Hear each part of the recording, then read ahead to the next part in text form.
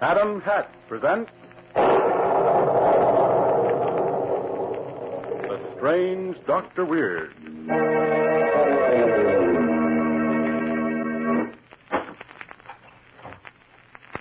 Good evening. Come in, won't you? You seem a bit nervous. Perhaps it would calm you a little if I were to read to you from the secret journal of Professor Drake. It's a fascinating tale. I call it Journey into the Unknown.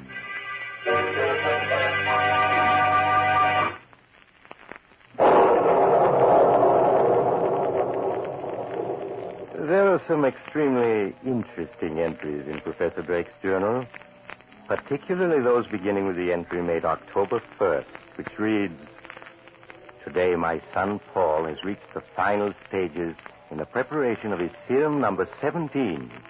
After 2 years of intensive work and 16 failures, he believes that he's at last succeeded."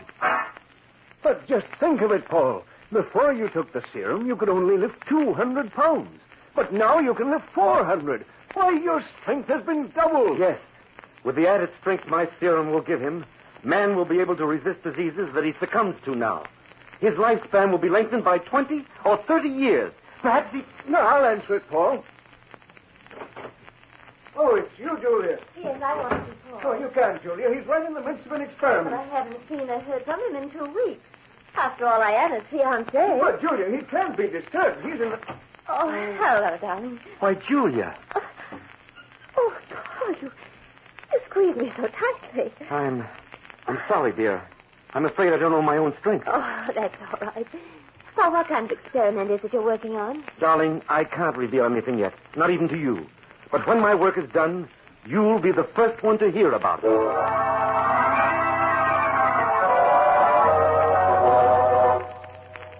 Here's the entry for October 7th.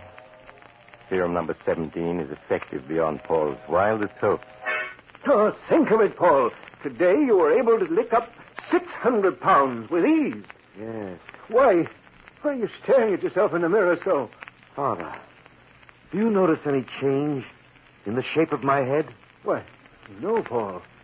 And I'd certainly notice a change if there were one. Yes, of course. It must be just my imagination.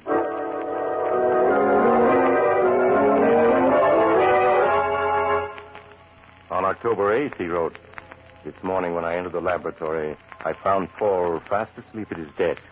I woke him. Paul, wake up. Huh? You should have gone to bed when I... Paul. No, it can't be. What is it, Father? What's wrong? Your face. My face. Quick, hand me that mirror. Here. No. I was right. Look at me, Father. My face has become broad. The features flattened. The cheekbones prominent. And notice how thick the hair on my body has become. I've reverted to the Neanderthal man. The Neanderthal man? But, Paul, he existed 50,000 years ago. Yes, I know. At the swift pace I'm going backwards, it may only be a week, a few days, before I revert to an ape completely. Paul, what are we going to do? There's only one way I can save myself. I must find a neutralizer that will stop the serum from changing me into an ape before it's too late.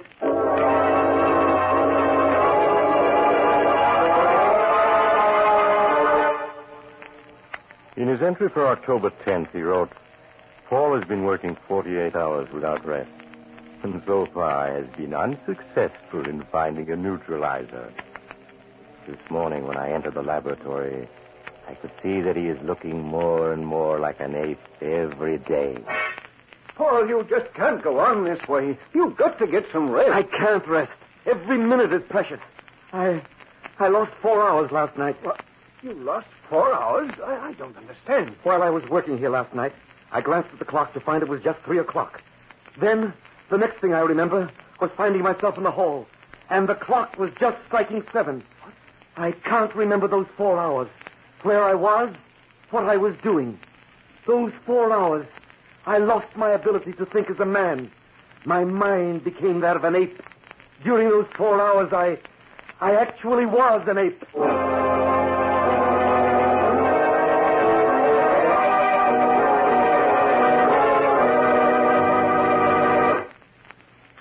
return to the story of the terrible danger threatening this young scientist in just a moment.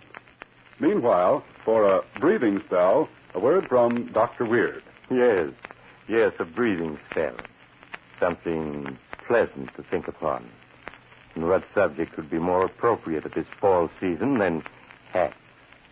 I'm sure my young friend here can tell you something most helpful about Adam hats. Thank you, Doctor. Gentlemen, Adam, hatter to famous Americans for many years, has created a brand new value in fine headgear for men. It's the Adam 5. Nowhere in America can you find a better buy. Try on an Adam 5. See for yourself. Notice the perfect fit, the up-to-the-minute fashion, the quality feel of the lustrous, fine fur felt. Every Adam 5 is fine fur felt, hand-blocked by master craftsmen. And you have a great variety of correct styles from which to choose. Try on an Adam 5 tomorrow. You'll look right and feel right in one. Proud to be seen wearing one anywhere. For other Adam hats, choose from prices ranging from $3.45 to $10. If it bears the Adam crest of quality inside the crown, you can be sure of honest value. Now, let's return to Dr. Weird and his tale, Journey into the Unknown. The entry for October 11th in Professor Drake's journal reads as follows. The changes in Paul's appearance continue. His body is now completely covered with a heavy growth of hair, and his skin is rapidly turning to a deep brown and becoming coarse and calloused. His arms have lengthened almost 5 inches, and he walks more and more in a stooped manner, with hands almost touching the floor. As yet, no change in voice has been noted. On October 12th, he wrote, Last night, Paul suddenly dropped a test tube and snarled at me. In that moment, he was completely an ape. The entry for October 13th reads, Last night, when I came into the laboratory, I found a window open and Paul gone. I immediately rushed out into the night to find him. A few blocks away on the university campus, I saw police gathered around the body of a girl who had just been murdered. Every bone in her body had been crushed. A few hours later, Paul returned to this house. He could recall nothing of what had happened, or where he'd been. To prevent another accident from occurring, today I had steel bars placed over Paul's bedroom window.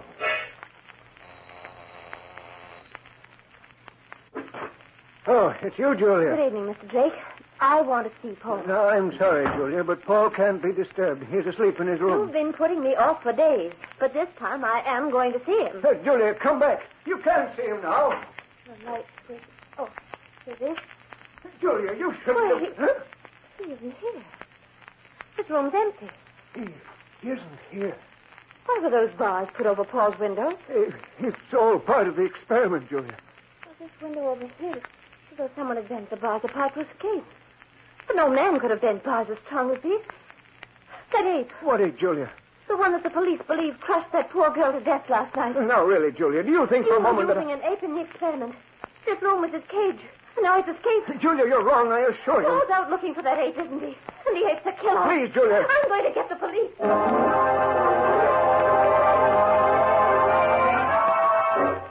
At the latest by day after tomorrow. And now, a special message from police headquarters. 20 minutes ago, an unidentified girl was found crushed to death. It is believed she was killed by the ape that murdered Betty Ryan late last night. All residents are warned to get off the streets. Father, I heard what that announcer said. I killed that girl tonight, didn't I? And the one last night, too. I'm a murderer. Paul, listen to me. The police are looking everywhere for you. We haven't a moment to lose. The neutralizer we were working on last night. It should be ready by now, shouldn't it? Yes. And this time I'm certain it will work. You must take an injection before it's too late and you revert private money. Open up in there. The police. Quick, Father. The neutralizer before it's too late. I have to fill this hypodermic, Paul, before I can give you the injection. All right, you men. Break the door down. Hurry, Father, hurry. I am. It's too late. The ape, there he goes, man, out the window. Paul, come back! Mike, flash a warning to every patrol car. Issue Tommy guns to all the men. The orders are, shoot to kill.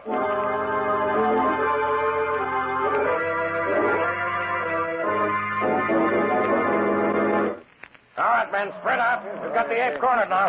Please, Chief, you've got to listen to me. If you'll only let me inject this neutralizer into him, then there won't be any need for all this. Don't listen to him, Chief. That ape's a killer. Yeah, we're going to put an end to that ape once and for all. No, you can't. You don't understand. It isn't an ape. It's my son, Professor Drake. Your son. I know an ape when I see one. Yes, I know, but it's my son changed into an ape. This neutralizer will bring him back to You normal. must be crazy. Okay, Mike, let him have it. No, I won't let you. I'm coming, Paul. I'm coming. Right, come back. Come back, you hear? Hold your fire, Mike. Here I am, Paul. Why, it's Father. I have the neutralizer. Paul, I have the injection. Here, give me your arm. Oh, no! All right, Mike, drop the old man's body now. Let him have it. Oh, my chest. Father, where am I? What's happened? Oh.